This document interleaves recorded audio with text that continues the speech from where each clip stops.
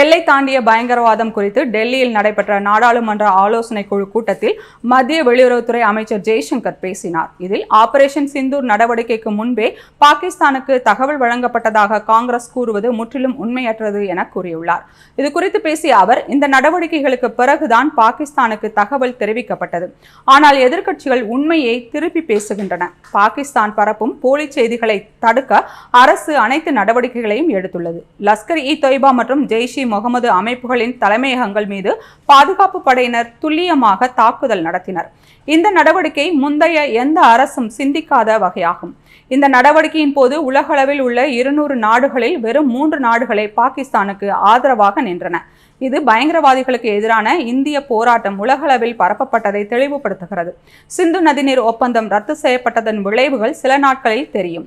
இது ஒரு முக்கியமான தீர்மானம். ஆபரேஷன் சிந்தூர் தொடரும் என்பதில் எந்த சந்தேகமும் இல்லை. பாகிஸ்தான் இந்தியாவை தூண்டும் வரை இந்த நடவடிக்கை நிறைவடையாது. பாகிஸ்தானுடன் நடைபெறும் பேச்சுவார்த்தைகள் பாகிஸ்தான் ஆக்கிரமிப்பு காஷ்மீர் மற்றும் பயங்கரவாதத்தை தவிர எந்தவித விவாதமும் இருக்காது எனவும் அவர் வலியுறுத்தினார்.